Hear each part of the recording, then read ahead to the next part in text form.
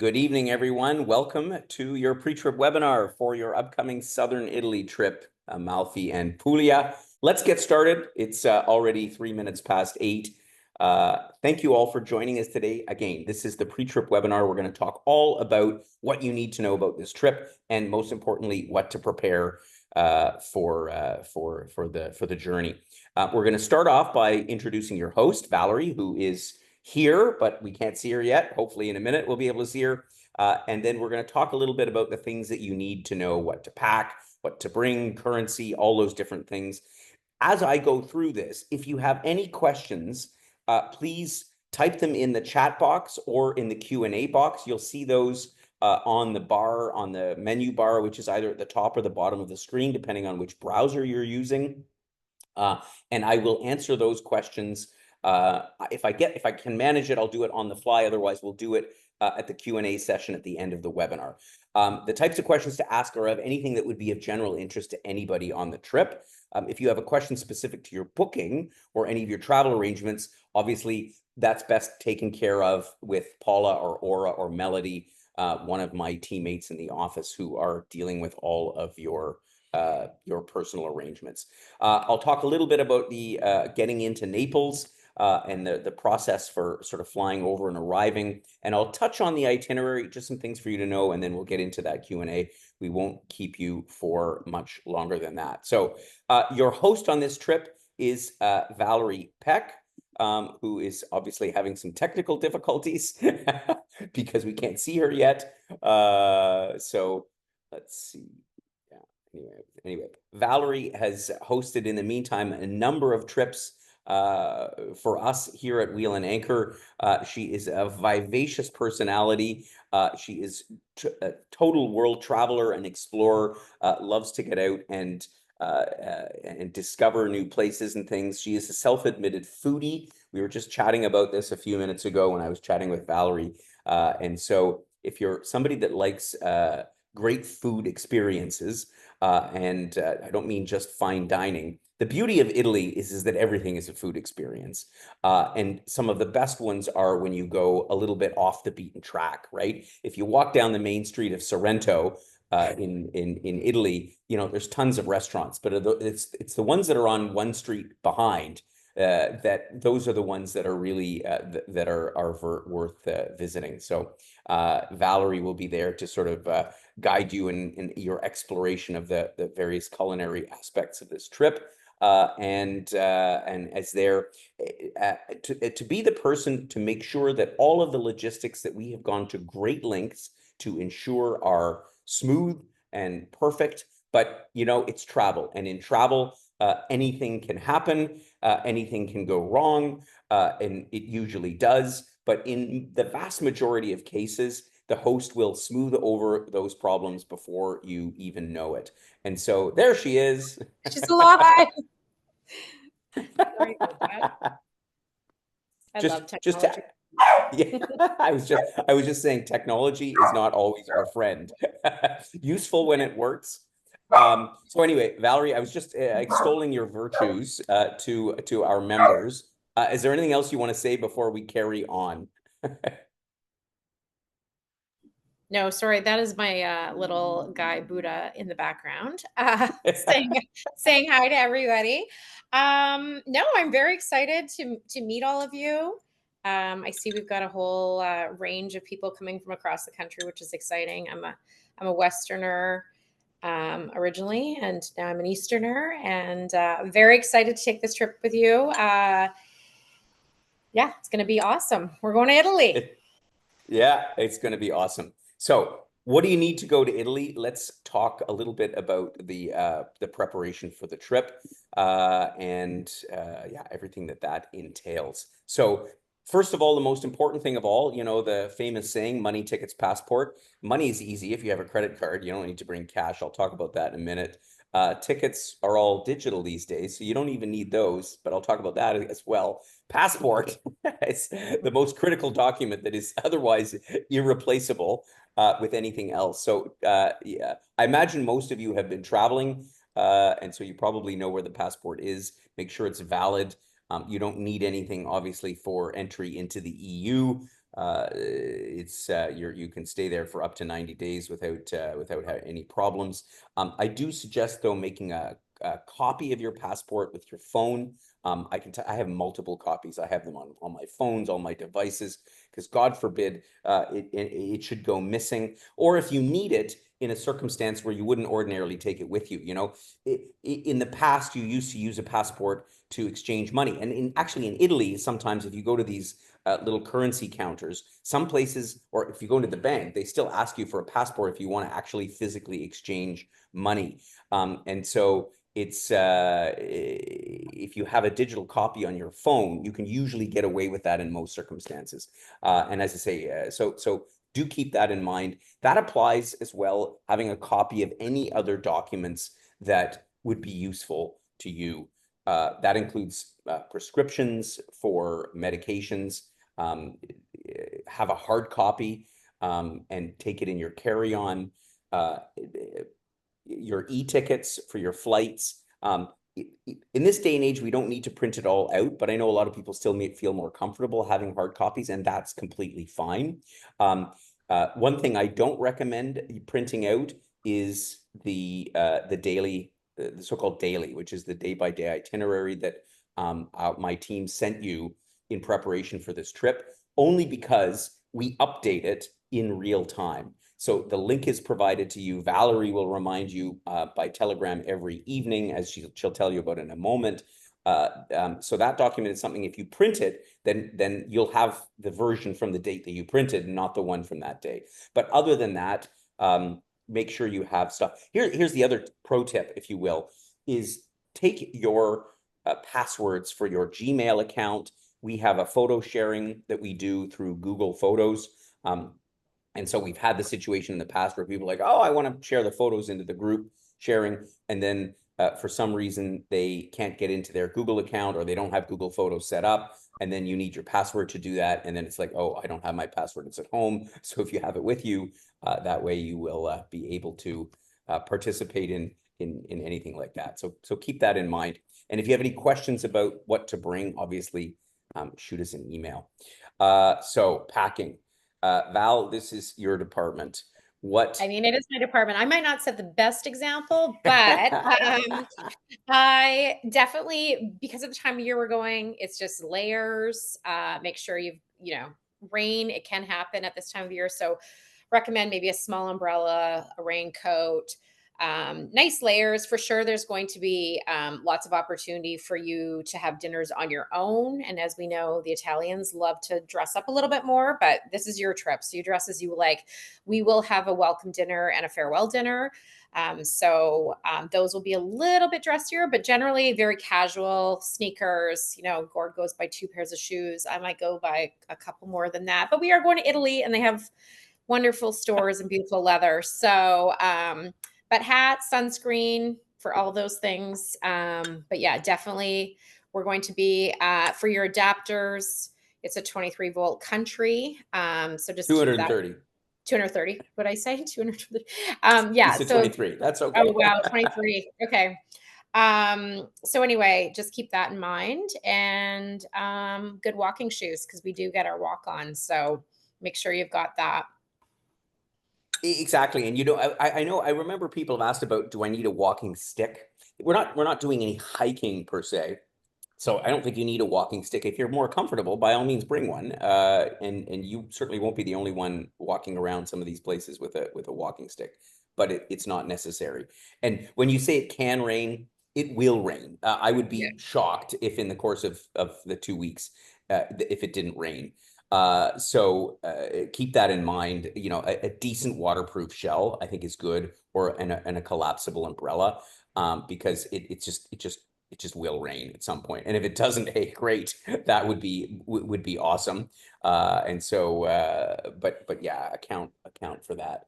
I think you covered pretty much everything that's important to know in terms of packing. So let me jump on to money and currency, and just say a little bit about that. Obviously, it's euros, so it's easy. I strongly advise against trying to get euros in advance in Canada, only because, first of all, the banks tend to they just don't charge you a fair rate. number one. Number two is they probably have to order it because most banks don't have it. And currency exchange booths just charge a ridiculous fee. I look at it every time I go through the airport in Toronto, which is where I'm originally from, as I think you know, and I look at the rates and I think, wow, they're hosing people. The best way to get euros, honestly, stick your card into the ATM. They are everywhere, and pull out money that way. Credit cards you can use anywhere across Europe now. Credit cards are as ubiquitous at home. You can tap, you can put it in. So the only place that you really need cash is it's always good. Italy is one of those countries that charges for public washrooms, typically 50 cents. In some places, it's even now €1, believe it or not, to use the washrooms. So having change for stuff like that. In any of the markets, although even the vendors in markets take credit cards these days, but sometimes it's better to have some cash. And for smaller purchases along the way, you want to buy a postcard or you want to get this and that. So you don't need tons of cash.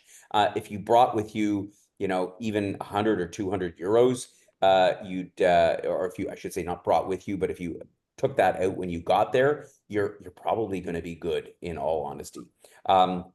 We suggest Wise more and more, and I feel like we should get something from them for this, but we don't. I love this thing. We adopted Wise a few years back. My whole team uses it. All of our hosts use it.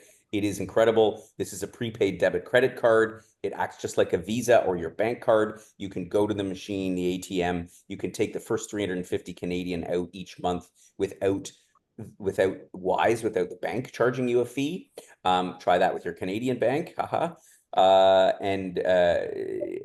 You can change all of your currencies instantaneously and see the balance. And on top of all of that, you get the best exchange rate possible. I mean, we now use this for almost all of our international transactions because the banks just don't measure up.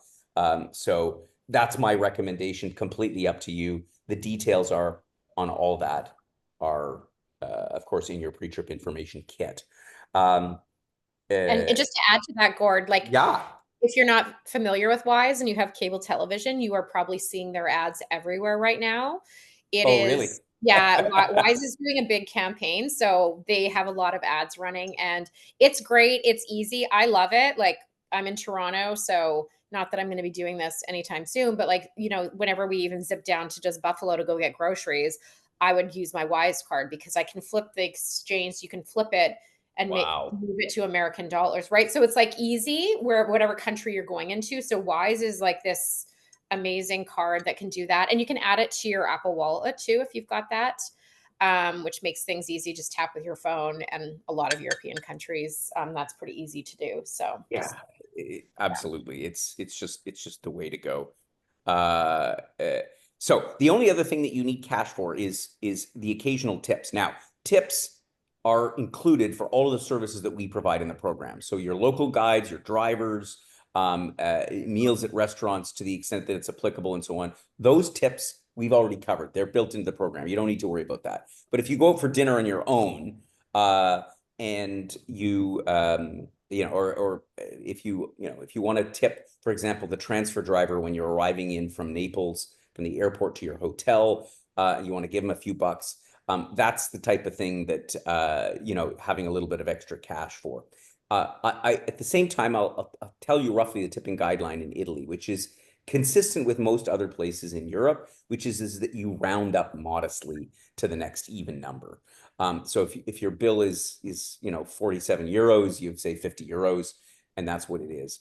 You don't need to do this 15 and 20% nonsense that's gripping North America these days. The one thing to keep in mind though is in some cases and more service charges are added into the bills, so you need to look at your bill carefully. If the service charge is already there, you don't have an obligation to tip. Some people still do round it off, but keep that in mind. If you want to tip on your credit card, you can do that, but the system isn't the same as at home where you get the slip and then at the end you sign your name and you fill in the amount of the tip. You have to tell them beforehand because when they run the transaction through, they run it through once. So it's like you get the bill, oh, I'd like to pay by card. can you put an extra tip of so and so on the card? That's important to remember. So keep that in mind. All right, I'm going to talk about your cell phone, and Val's going to talk about Telegram, which is integral to all of our trips. Please do bring your phone with you. It is so important. First of all, because of the regular messages that Val will send out, which is a great way to connect with her as well as the other members of the community. So in terms of bringing your phone, you basically have three options. You can just turn your data off from home and use Wi-Fi. Wi-Fi is available obviously in all the hotels. It's available in most restaurants. It's kind of everywhere.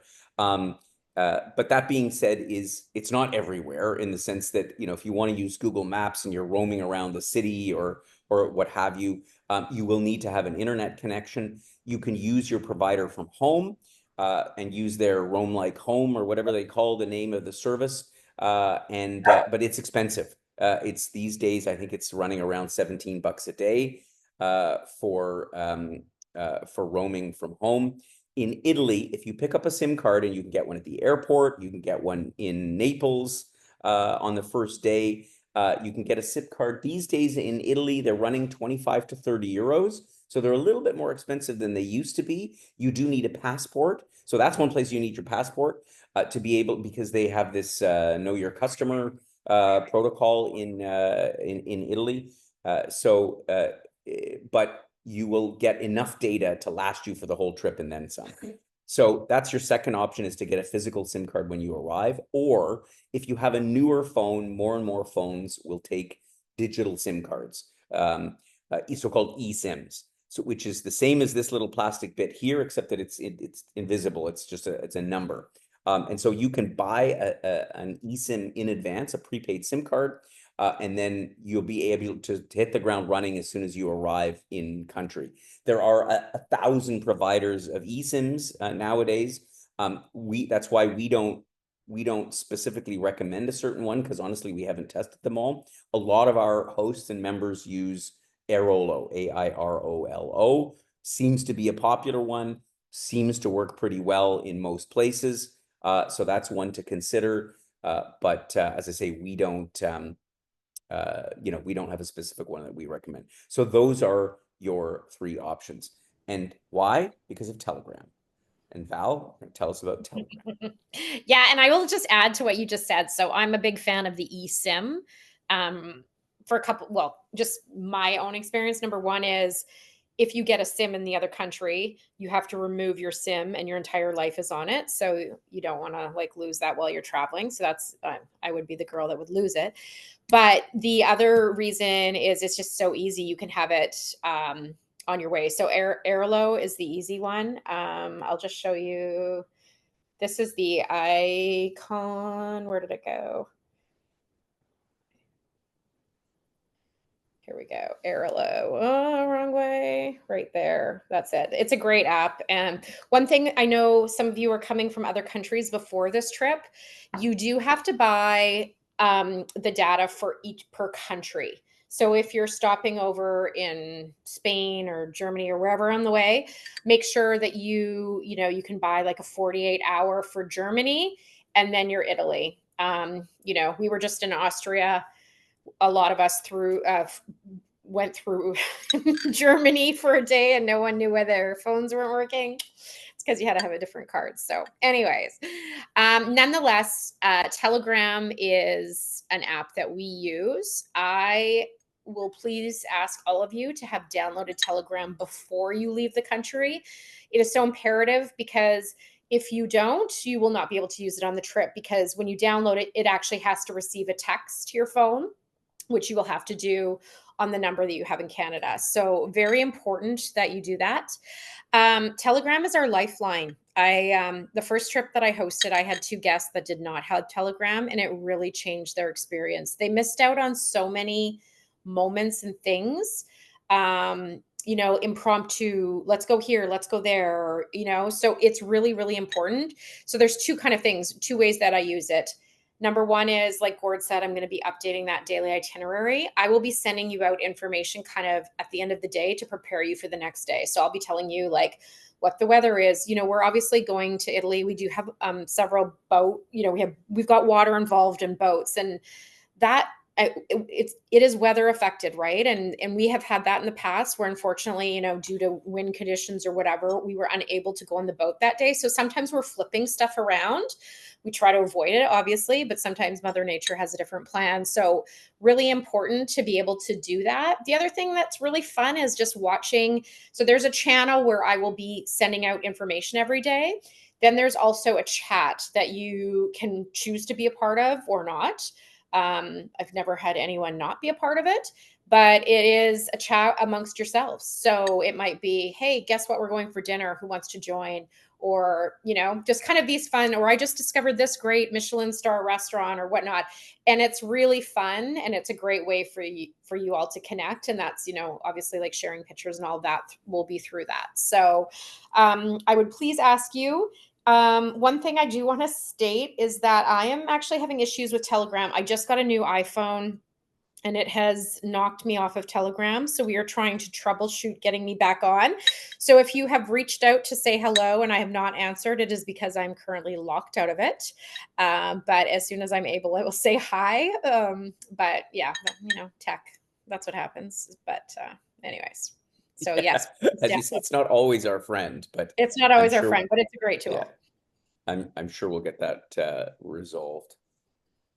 Yeah. For you. So that's that's enough. That's enough of the technology part. Let's go and touch on just one or two more things before we move on to the itinerary and your travel overseas. Our health protocols, and you know, we remind everybody on this on every trip. Just a couple of things. First of all, if you at any point begin to feel ill, if you get symptoms of particularly coughing, sneezing, anything like that, we ask you please wear a mask for the benefit of your other members.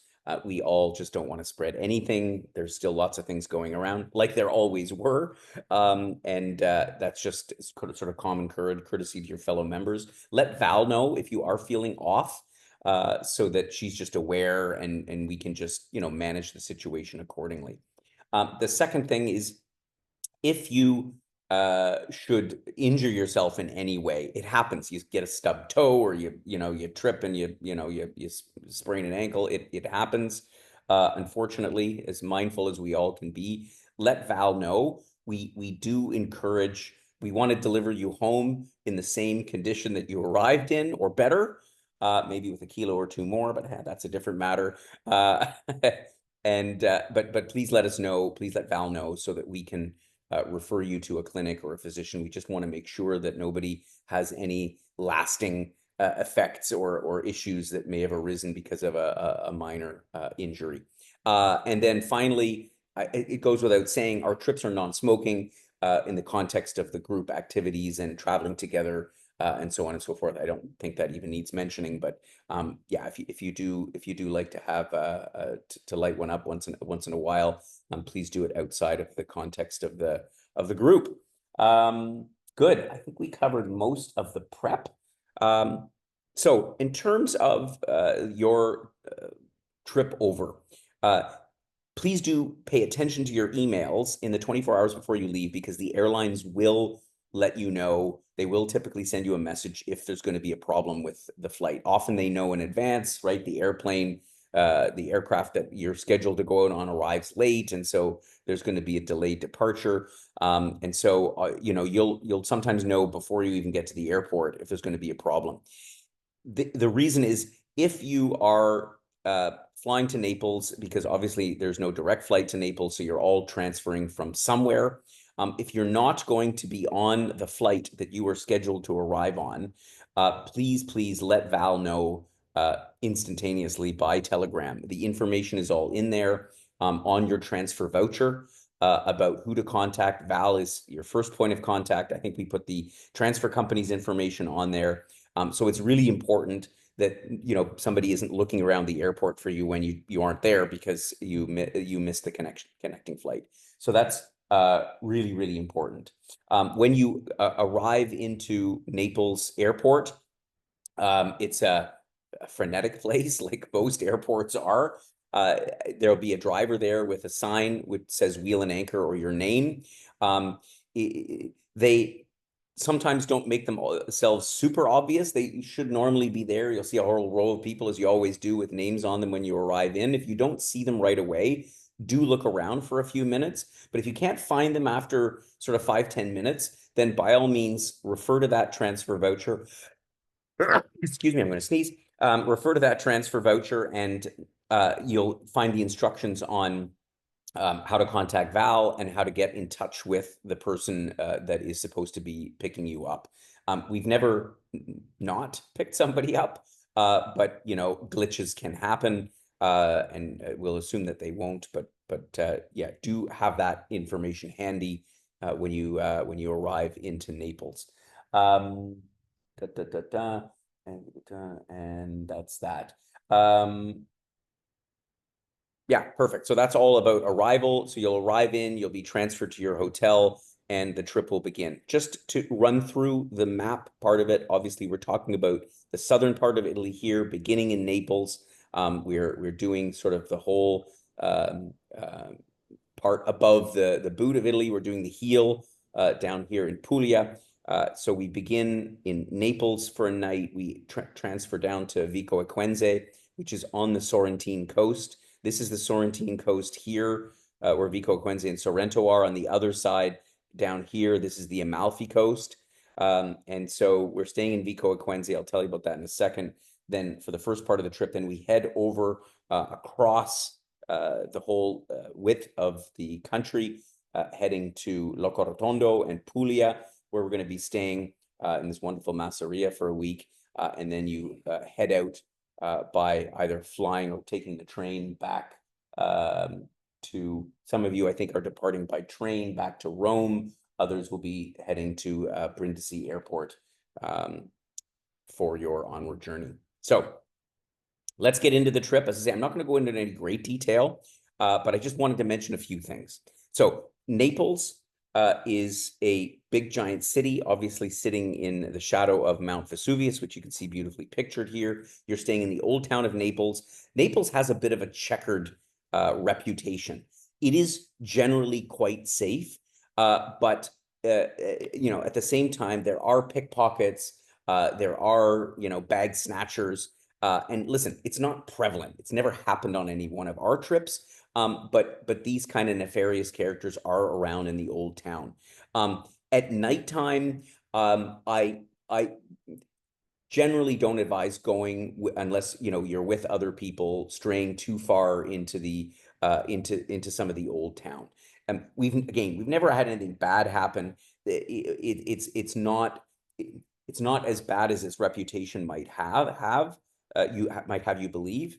But at the same time, we like to exercise a bit of an abundance of caution. During the day, no problem. Like, just, don't take any valuables and all the rest of this kind of stuff. But I would say that about just about anywhere. It's just that Naples is a big city.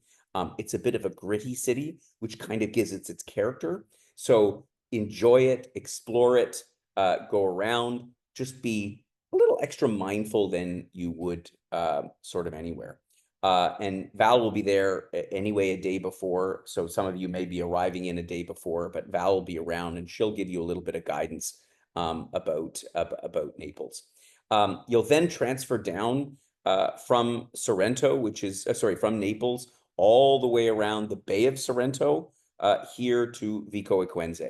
And you're going to be staying in this fabulous hotel that I discovered a few years ago. And our members generally love it. It's a 5-star hotel, and it has this view out over the bay, looking at Mount Vesuvius, looking at Pompeii and Naples and so on. So it's a great hotel. Now, Vico Equense is lesser known town than Sorrento.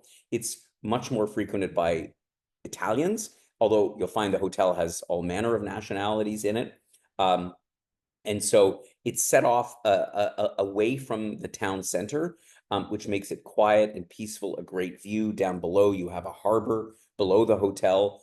There's a whole bunch of steps down. The whole area, as you can gather from the pictures, is quite mountainous, but you'll get your bearings between Val and between our local guide, who is truly wonderful. You're going to get a real kick out of her, and where to go and what to do and all the rest of it. So you'll really enjoy it. So from Vico Equense, you can walk into town. It's a bit of a walk. The hotel provides a shuttle bus into downtown. The hotel provides an occasional shuttle bus to the railway station. You can walk to the railway station and get into Sorrento in about 10 minutes. Or 12 minutes. I think it's a fairly short journey. Whereas it's a relatively long trip by vehicle to Sorrento, only by virtue of the traffic. And that's another reason why we stay in Vico Equense, because we cut a lot of travel time out getting to and from Sorrento, where there's only one main road and it's generally always jam-packed. From here, you're going to be doing all of your excursions. You're going to head out to Capri, and I found this wonderful photo that I took of Capri. It is a breathtaking island, and I mean, this doesn't even really capture it. I took this photo from Anacapri, which is up at the top of the mountain. Capri is one big island, but it's divided into two distinct villages, and they are sort of, there's quite a rivalry between the two.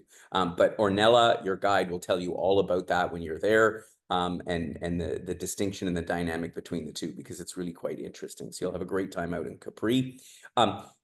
As Val mentioned, everything is weather dependent. We travel by one of the regular ferries that go back and forth to Capri.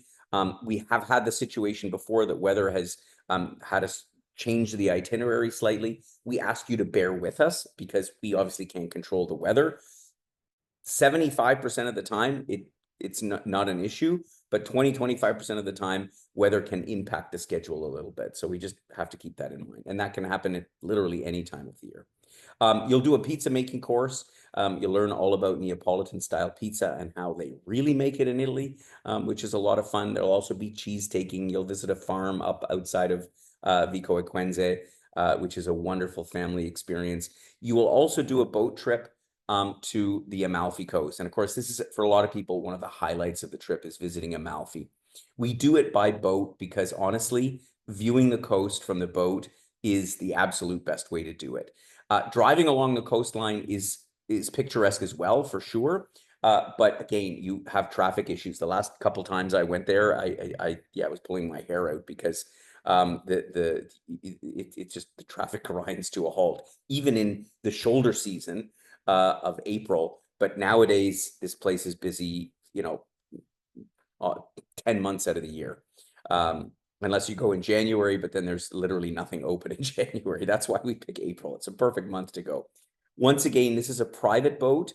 And so if you are somebody that suffers the effects of motion sickness, either in a car or a boat, I meant to mention that earlier on, please do bring whatever supplements, whatever medications that you would take to combat that. Because although the sea is relatively calm, it's the sea. So it's, there's waves and swells. And so, we're certainly not going to go out if it's not safe to do so. But it could be a bit, a bit of a rolling sea at times. So if you need any supplements, please keep that in mind.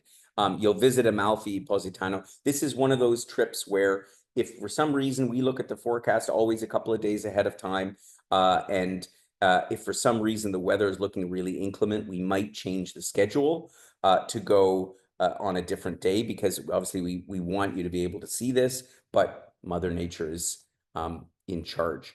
So that's that. Pompeii and Mount Vesuvius. This is absolutely incredible to see Pompeii, which was of course buried by the volcano that last had its major eruption in 79 AD.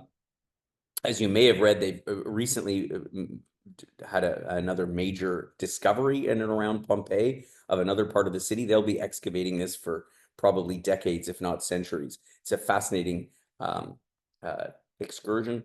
On Vesuvius, to get up to the rim of the crater, is from the furthest point that any vehicle can go up to the rim of the crater is about a 15 to 20 minute uphill, not super steep, but it's a fairly decent walk.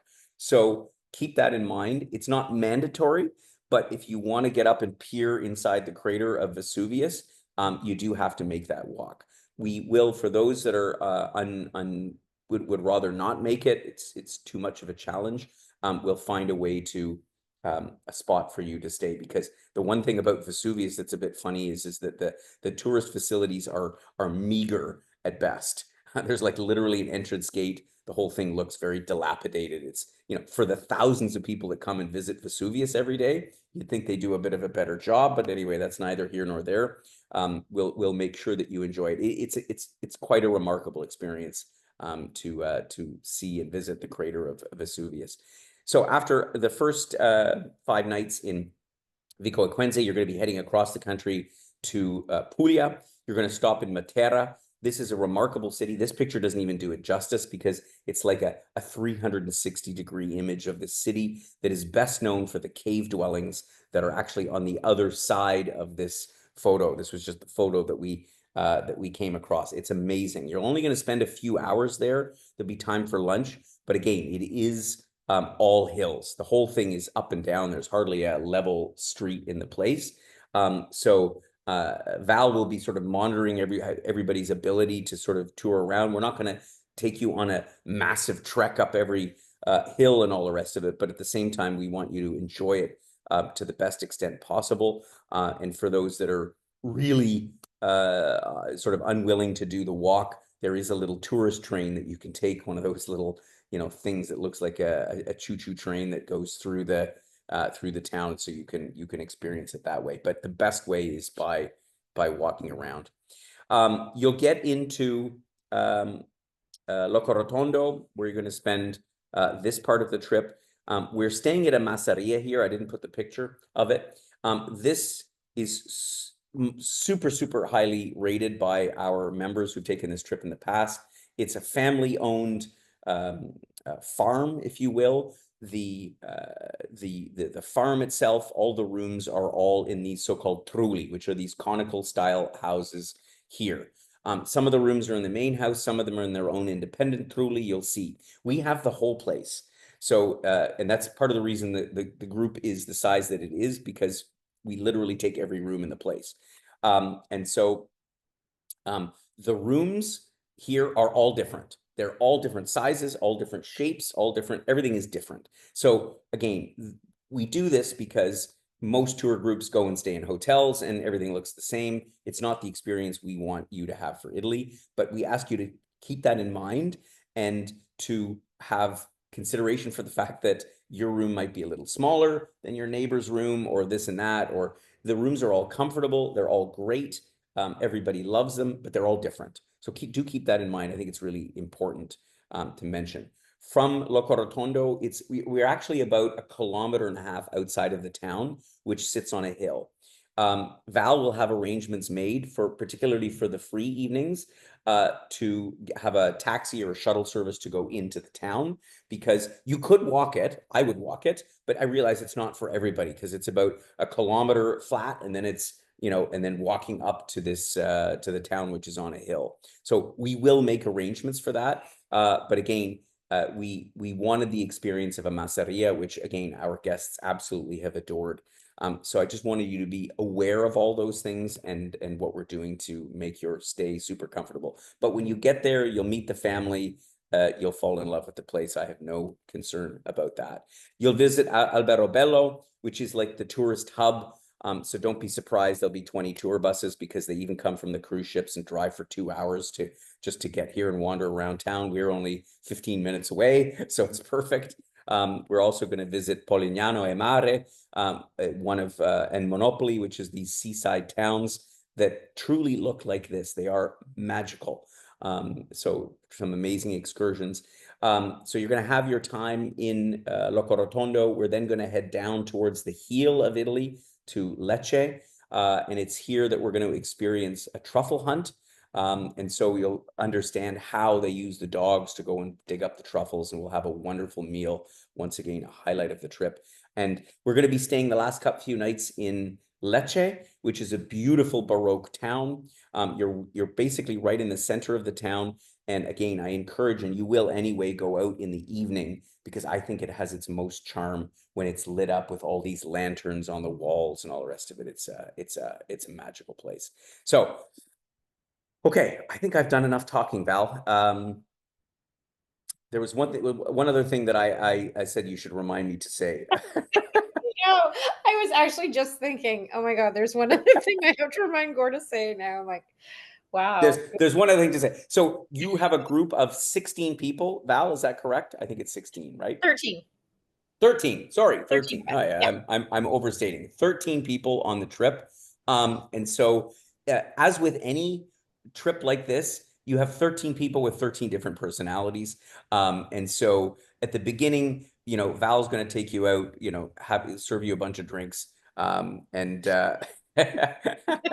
and the point is that we encourage you to get to know each other, but at the same time, respect everybody else's perspectives, opinions, point of view, and style and sort of way of traveling. I mean, whenever you have a group dynamic, and the beauty of Wheel and Anchor is that 90% of the time everybody gets along fabulously. But sometimes, there's somebody with an odd or no, everybody is who they are, but we relate to people sort of in different ways. So it's just keep that in mind. And Val is going to be there to do her best to make sure that the group dynamic, you've got a perfect size group, right? We love these groups.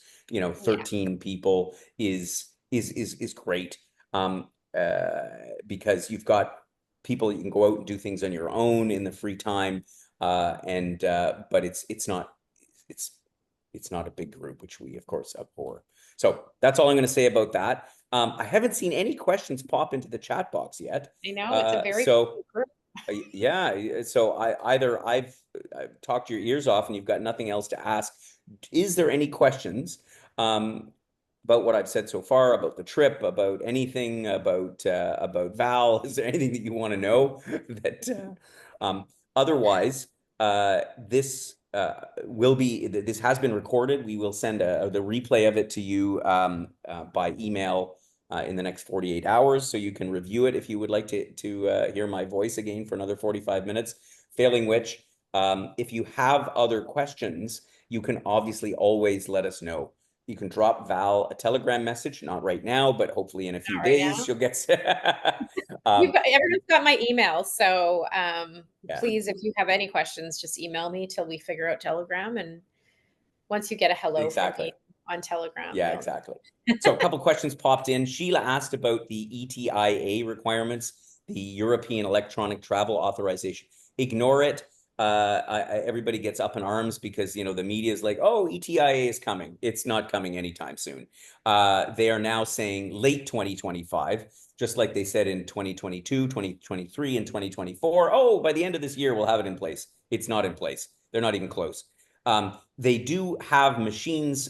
So the first phase of the electronic travel authorization system is going to be the called, I think, ETS. They've got another acronym just to confuse the hell out of everybody. So they're going to start collecting biometric data at some point, but there is no there's nothing to do in advance of that. It means that they're either going to fingerprint you or retina scan you or something like that.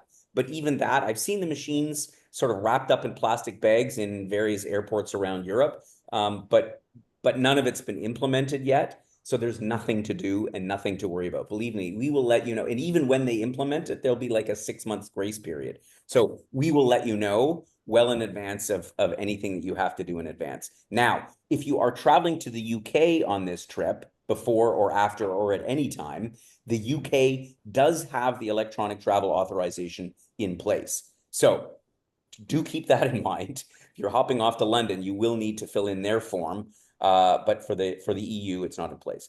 Janice asked how long you're in Naples. You're in Naples for one night. So whenever you arrive in, it's one night, right, Val? Yeah, it's one night. You're in Naples. You'll arrive in. You'll have the day of arrival, and then you'll have that the evening. You'll have an icebreaker, a get together, and then you're going to head out to Vico Equense pretty much on the next day.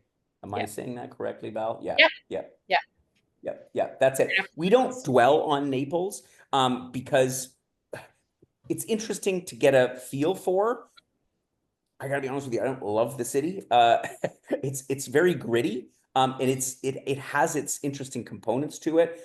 We just don't feel it's worth spending more time than that. That's why we only spend one night in Naples. Pizzas.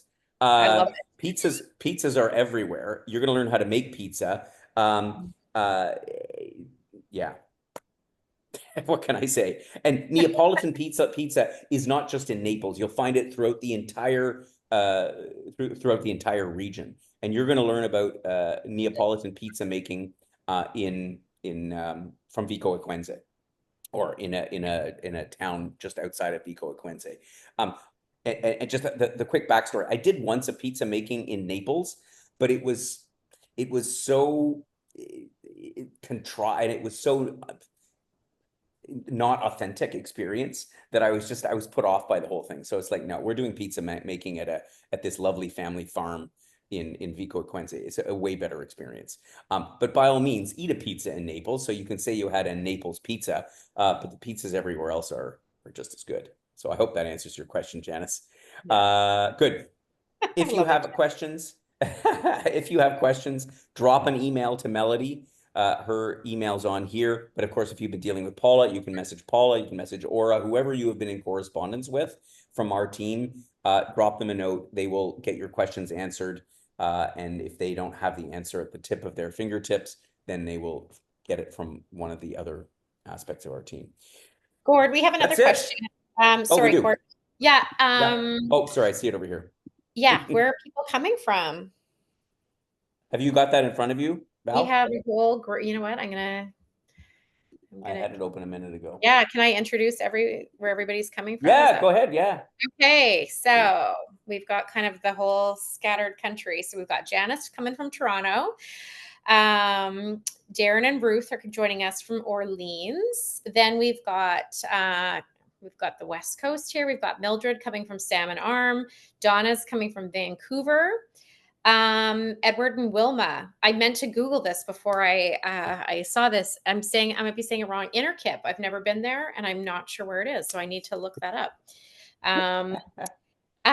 We've got Mary coming from Oakville, Maureen coming from Burlington, Ingrid's coming from Prince Edward County, and we've got Sheila joining us from Toronto, and then we've got Gary and Janet joining us from White Rock.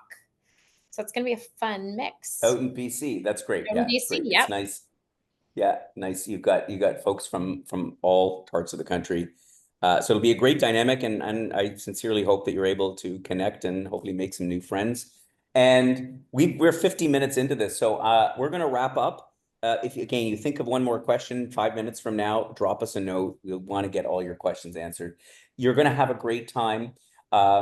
And if you didn't, oh no, tomorrow in our newsletter tomorrow, we finally launch our social events for the summer. Yay. So please do come out and see us at one of our events. We've got 12 different ones in various cities across the country.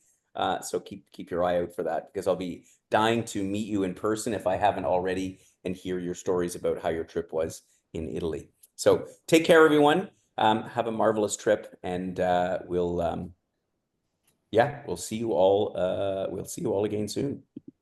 Thank you. Bye-bye Nice for to see now. everybody. Bye. Okay. Bye-bye.